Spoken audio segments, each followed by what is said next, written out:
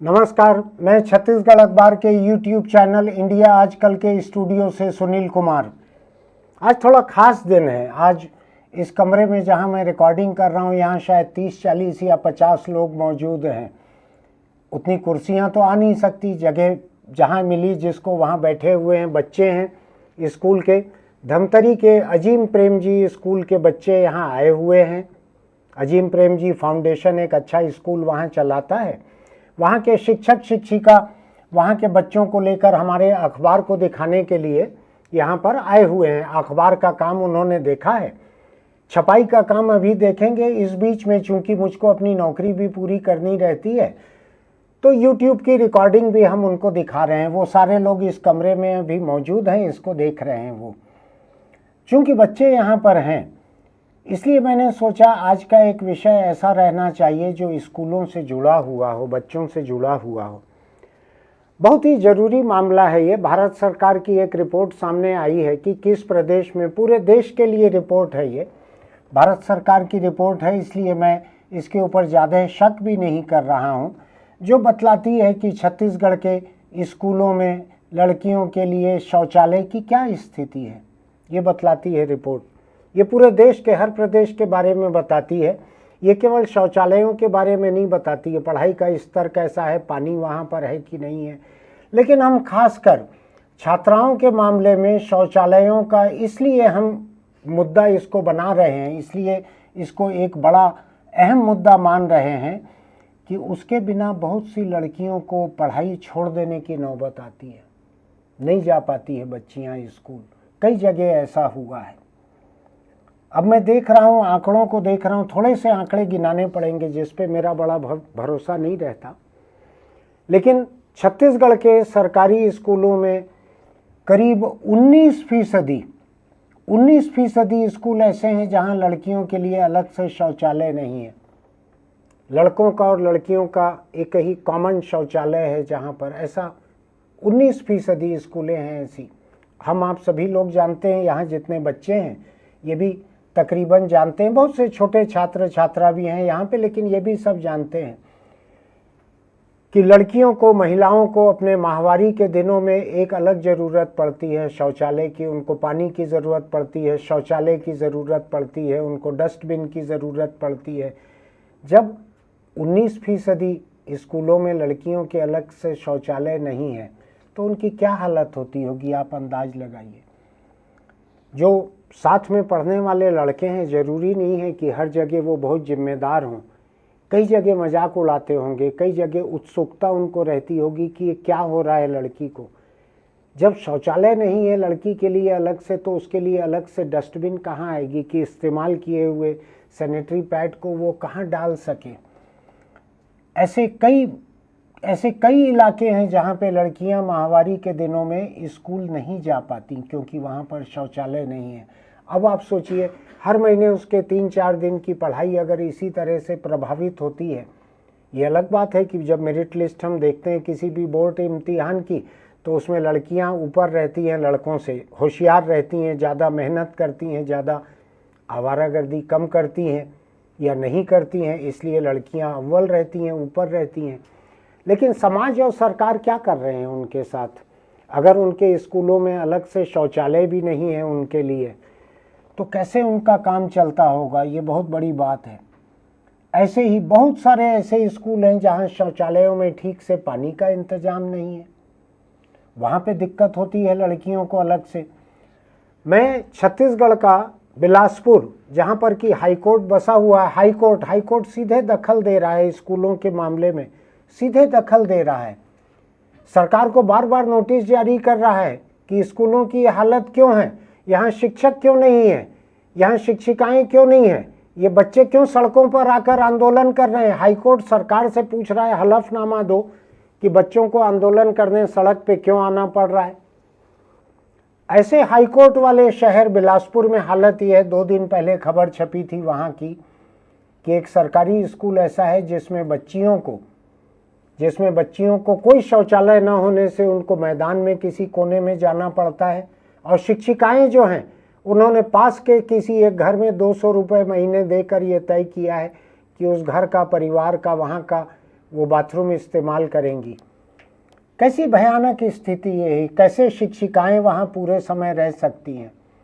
लड़कों का और पुरुषों का तो हिंदुस्तान में चलन ऐसा है, संस्कृति ऐसी है कि वो कहीं किसी किनारे खड़े होकर फारिग हो जाते हैं, लेकिन लड़कियों और महिलाओं के लिए यह सहूलियत नहीं है।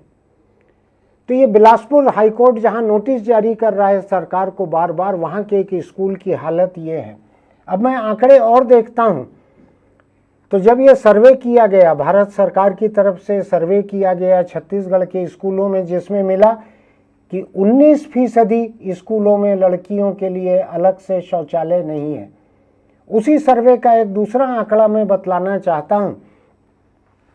करीब 6.5% ऐसी स्कूलें मिली जिनमें लड़कियों के लिए शौचालय तो है लेकिन उसमें ताला लगा हुआ है। आपने देखा होगा रेलवे स्टेशनों पर जो शौचालय रहता है उसमें ताला लगे रहता है और लिखा रहता है कि इसकी चाबी स्टेशन मास्टर के पास है। अब जिसको टॉयलेट जाना है वो कहाँ स्टेशन मास्टर को ढूंढते फिरे, उनसे चाबी कैसे मिलेगी, कैसे लौटाएंगे, तब तक ट्रेन छूट जाएगी। ये तो स्टेशनों का हाल है। लेकिन जिस स्कूल में बच्चियों को साल में 250 दिन या 200 दिन जाना पड़ता है, वहाँ की हालत ये है। दूसरा, इसी सर्वे का एक और आंकड़ा आपको बतलाता हूँ मैं। यहाँ जो बच्चे मौजूद हैं ये लोग एक बेहतर स्कूल से आए हैं। हो सकता है इनमें से हर लड़की को वहाँ पर, हर शिक्षिका को टॉयलेट हासिल हो, लेकिन सरकारी स्कूलों की आम हालत अच्छी नहीं है।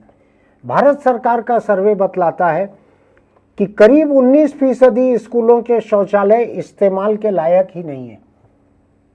अब आप अंदाज लगाइए, 19% में लड़कियों के लिए टॉयलेट नहीं है अलग से, करीब 19% ऐसे हैं जो टॉयलेट इस्तेमाल के लायक नहीं है, 38 हो गया। 6.5% ऐसे हैं जैसे लड़कियों के टॉयलेट पे ताले लगे हुए मिले, और 7.5% स्कूल ऐसे हैं जहां कोई शौचालय नहीं है। अब इन सारे आंकड़ों को अगर मैं मिला लूं तो छत्तीसगढ़ की सरकारी स्कूलों में 50% स्कूलें ऐसी हैं जहां पे लड़कियों के लिए कोई टॉयलेट हासिल नहीं है। या तो है ही नहीं लड़कियों के लिए अलग से, या बहुत खराब हालत में है, इस्तेमाल के लायक नहीं है, या ताला डला हुआ है, या है ही नहीं, पूरे स्कूल में टॉयलेट ही नहीं है। 50% लड़कियों का ये हाल है। ये वो लड़कियां हैं जो गरीब लड़कियां रहती है, जो गरीब इलाके के स्कूल हैं, वहाँ पे हालत ज़्यादा खराब रहती है। जब इतनी गैर बराबरी लड़कियों के साथ स्कूल से शुरू हो रही है तो इनके आगे बढ़ने की संभावनाएं भी सीमित हो जाती हैं। बहुत सारे माँ बाप माहवारी के दिनों में बच्चियों को स्कूल नहीं भेजते हैं कि वहाँ सहूलियत नहीं है। मैं अभी हिंदुस्तान के किसी और दूसरे हिस्से की एक खबर देख रहा था।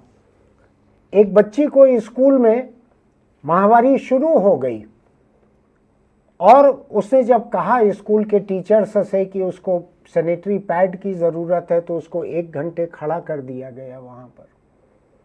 समाज इनसेंसिटिव है, समाज संवेदना शून्य है, बेरहम है, खासकर महिलाओं के बारे में, लड़कियों के बारे में बेरहम है। जो प्रकृति ने हमको शरीर दिया है, जिसके तहत हर लड़की जो किशोरावस्था तक पहुंचती है, 12, 13, 14 साल की उम्र तक पहुंचती है, उसकी माहवारी शुरू होती है ताकि अब वो माँ बनने के लायक हो गई है। फिर देश का कानून कहता है कि वो 18 साल की होगी तब वो शादी कर सकती है, उसके बाद वो माँ बन सकती है। लेकिन हमारे समाज में, मैं अपने खुद के परिवार का अपना हाल आपको बतलाता हूँ। मैं जब छोटा बच्चा था, 5 साल का, 7 साल का, और मेरी माँ की जब माहवारी होती थी तो हमको माँ के पास जाने की छूट नहीं रहती थी। मैं अगर जाता था तो वहाँ से एक चटाई में ज़मीन पर माँ को बिठा दिया जाता था, एक कोने में, वहीं खाना दे दिया जाता था। मैं अगर जाता था तो वहाँ से निकलने के बाद आंगन में ले जाके मुझको नहलाते थे, दूसरे कपड़े पहनाते थे। तो जितनी बार माँ के पास जाऊँ उतने बार नहाना पड़ेगा, दूसरे कपड़े, ऐसा अछूत मान लिया जाता था।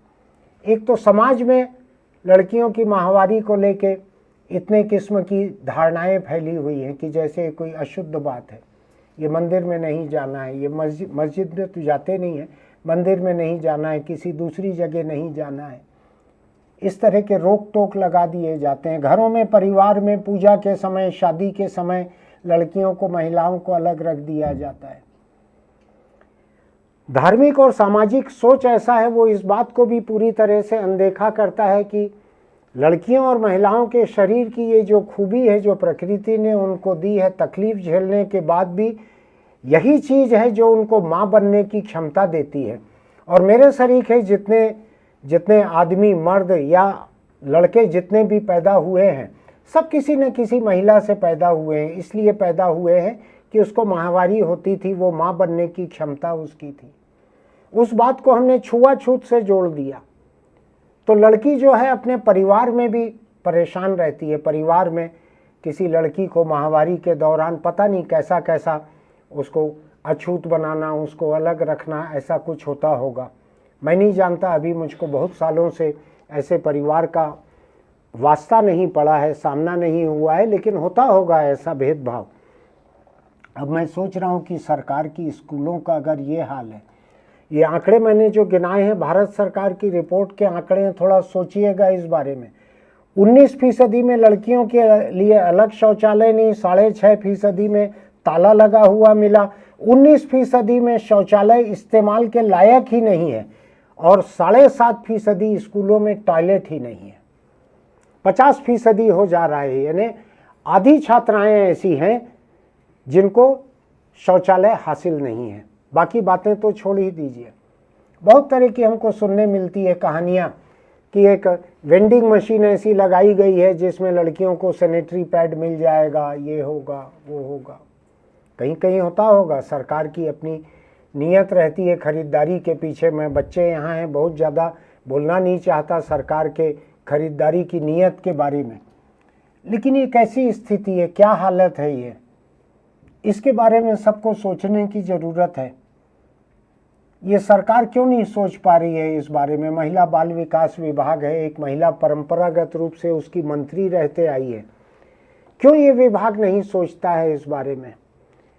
क्यों समाज जो है, शाला विकास समिति रहती है सरकारी स्कूलों के आसपास की, जहाँ पे उस इलाके के, उस मोहल्ले के प्रमुख नागरिक कुछ जो हैं उनको शाला विकास समिति का सदस्य बनाया जाता है, क्यों वो इंतजाम नहीं कर सकते हैं?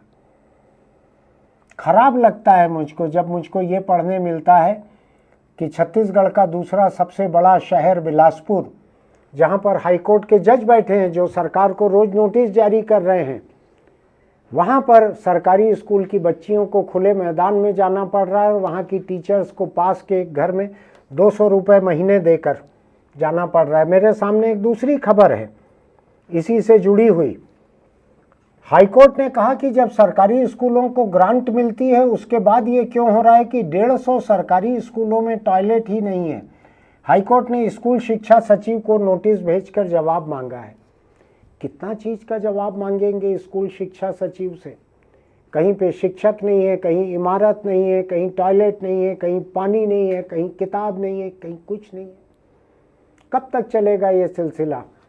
मैं पहले भी कई बार आप लोगों के बीच बोल चुका हूँ कि जो दुनिया के सबसे सभ्य और विकसित लोकतंत्र हैं उनमें जिस चीज़ को सबसे अधिक महत्वपूर्ण माना जाता है वो है प्राथमिक शिक्षा, स्कूल शिक्षा।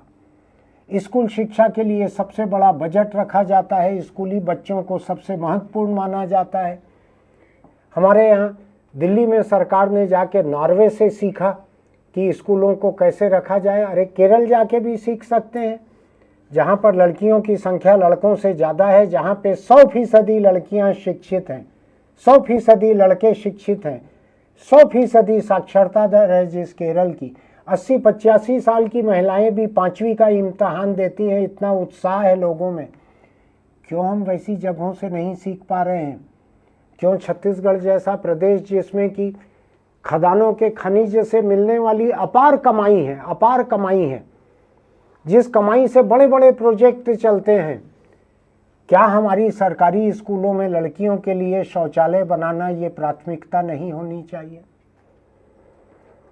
भारत सरकार की रिपोर्ट है, देश पे भी उसी पार्टी का राज है, मोदी सरकार का, भाजपा की सरकार है वहाँ पे। इसलिए किसी भी प्रदेश की, भाजपा प्रदेश की सरकार तो ये नहीं कह सकती कि ये रिपोर्ट गैर जिम्मेदारी से बनी हुई है, गलत है। लेकिन मैं सोच रहा हूं कि क्या किया जा सकता है।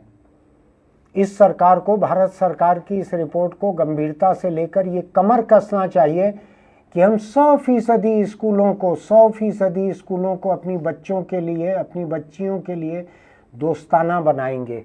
100% स्कूलों में छात्राओं के लिए टॉयलेट रहेगा। ऐसा बीड़ा कोई क्यों नहीं उठा सकता? मंत्री, मुख्यमंत्री, अफसर क्यों ऐसा बीड़ा नहीं उठा सकते? क्या दिक्कत है स्कूल में एक शौचालय बनाने में? इधर मंत्रालय की, डायरेक्टरेट की राजधानी में बड़ी बड़ी इमारतें बनती है, बड़ी बड़ी इमारतें, जितनी ज़रूरत नहीं है उतनी बड़ी बड़ी इमारतें बनती है। इस प्रदेश में जो खनिज निधि रहती है, खनिज विकास निधि, DMF कहते हैं उसको, उससे 8-8, 10-10 मंजिला पार्किंग बन रही है कारों के लिए। जो जनता का पैसा है उससे 8 मंजिला, 10 मंजिला पार्किंग बन रही है कार वालों के लिए। लेकिन जो जिनका हक है इस पैसे के ऊपर, पहला हक गरीब लोगों का है इस प्रदेश के, उन बच्चियों के लिए शौचालय भी स्कूल में नहीं बन रहा है। मुझको लगता है कि एक तरफ से एक आईना भारत सरकार दिखा रही है और एक आईना छत्तीसगढ़ का हाईकोर्ट दिखा रहा है। दो तरफ से आईना दिख रहा है, जैसे कि किसी ब्यूटी पार्लर में दोनों तीनों तरफ आईने लगे रहते हैं। मुझको लगता है छत्तीसगढ़ सरकार को अब समझना चाहिए कि चेहरा क्या है। 50% बच्चियों के लिए टॉयलेट अगर स्कूलों में नहीं है तो कितनी शर्मिंदगी की बात है। मुझको ये समझ नहीं आता कि जो लोग इसके लिए जिम्मेदार हैं वो रात को सोते कैसे होंगे। ऐसे आंकड़े आने के बाद अगले दिन सुबह उठ के काम से क्यों नहीं लगते? क्यों कसम नहीं खाते कि हम 12 महीने के भीतर हर स्कूल में शौचालय बना देंगे बच्चियों के लिए? सोचने की ज़रूरत है। अभी पंचायत और म्यूनिसिपल के चुनाव चल रहे हैं। आपके घरों में दोनों पार्टियों के, तीनों पार्टियों के लोग वोट मांगने के लिए पहुंच रहे हैं। मेरी आप सबसे अपील है कि जो भी आपके पास पहुंचे, कांग्रेस भी 5 साल यहाँ पर राज कर चुकी है, अभी साल भर पहले तक। आज बीजेपी का राज है, इसके पहले भी 15 साल बीजेपी का राज रह चुका है। दोनों ही पार्टियों में से जो आपके यहाँ वोट मांगने पहुंचे उनको पूछिए कि क्यों नहीं है बच्चियों के लिए शौचालय तुम्हारी सरकारी स्कूलों में। ये बतलाओ वोट मांगने के पहले, तुमको वोट क्यों दे? अगर तुमको हमारे बच्चियों के लिए शौचालय की फिक्र नहीं है, तुमको वोट मांगने का क्या हक है? दफा हो जाओ यहाँ से, वापस भेज दीजिए ऐसे नेताओं को जो वोट मांगने के लिए आते हैं। आप देखिएगा गांव गांव और शहर शहर जब नेताओं को धिक्कार मिलने लगेगी तो सब काम होने लगेगा। लोकतंत्र में जनता का दबाव जरूरी रहता है, बिना दबाव के कोई काम नहीं होता। मैं लगे हाथों एक दूसरी खबर आपके बीच रखना चाहता हूँ। ये सिडनी से आई है, ऑस्ट्रेलिया से। वहाँ का एक सर्वे कहलाता है कि दक्षिण एशियाई देशों में 20% महिलाएं अपने पीरियड्स के दौरान, माहवारी के दौरान काम पर नहीं जा पाती। 20% महिलाएं पीरियड्स के दौरान काम पर नहीं जा पाती, यानी उनकी ज़िंदगी का 10% हिस्सा जो है वो अनुत्पादक हो गया, नॉन प्रोडक्टिव हो गया। ये मतलब इसमें भारत, पाकिस्तान, अफगानिस्तान, नेपाल, भूटान, ये सारे देश इसमें शामिल हैं। लैंसेट नाम की एक बड़ी ही प्रतिष्ठित वैज्ञानिक पत्रिका है, उसमें छपी हुई एक रिसर्च रिपोर्ट बतलाती है कि इन देशों में, जिनमें भारत, पाकिस्तान, अफगानिस्तान, नेपाल और भूटान है, देखिएगा हालत कमोबेश एक जैसी है इधर के देशों की। यहाँ पे महिलाएं पीरियड्स के दौरान दफ्तर या कामकाज की जगह पे जाने से परे भी घर से बाहर निकलने में भी परहेज करती हैं। किस लिए? कि उनको शौचालय ठीक से हासिल नहीं है महिलाओं को। मैं सच कह रहा हूँ आपसे, आप निकल जाइए, रायपुर तो राजधानी है, आप निकल जाइए सड़क पर, 10 किलोमीटर चले जाइए। मैं सुबह साइकिल लेकर 10-12 किलोमीटर जाता हूँ सड़क पर, एक शौचालय मुझको महिलाओं के लायक नहीं दिखता। मेरे सरीखे लोग तो कहीं कोई पेड़ वगैरह देख कर उसके पीछे चले जाएं। महिलाओं के लिए राजधानी रायपुर में 10-12 किलोमीटर में एक भी टॉयलेट नहीं दिखता है। ये नौबत है। तो ये केवल स्कूलों की बात नहीं है, ये एक दूसरी खबर है। ये लैंसेट में छपी हुई एक रिसर्च रिपोर्ट है जो बतलाती है कि माहवारी के दौरान ठीक इंतजाम बाहर न रहने से कामकाजी महिलाएं भी बाहर नहीं जा पा रही। देश को इससे उबरना होगा, दुनिया को इससे उबरना होगा, वरना महिलाओं की 10% उत्पादकता इसमें मारी जा रही है। बस मैं इतना ही कहने आपके बीच आज यहाँ पे आया था। हमारे बच्चे यहाँ बहुत से मौजूद हैं यहाँ पर, इसलिए मैं बहुत संतुलित भाषा में बात कह रहा हूँ। मैं आमतौर पर इतना कम नहीं बोलता हूँ, इतना नर्म नहीं बोलता हूँ, लेकिन आज मेरी मजबूरी है कि मुझको हमारे आए हुए इन नौजवान मेहमानों के बीच में थोड़ा सा मुझको एक नर्म जुबान का इस्तेमाल करना पड़ रहा है। सरकार मेरे कहे हुए थोड़े को काफ़ी समझे। एक पुरानी कहावत है कि चिट्ठी को तार समझना नहीं तो बीमार को पार समझना। तार यानी टेलीग्राम होता है, आप लोगों में से सबको पता नहीं होगा तार किसको कहते हैं। पहले एक टेलीग्राम होता था, टेलीफोन वगैरह जब नहीं रहते थे, उससे खबर भेजते थे कि ऐसा हो गया है, बच्चा पैदा हो गया है, काका जी गुजर गए हैं, वो मेरिट में आ गया है, ऐसा एक लाइन का टेलीग्राम आता था।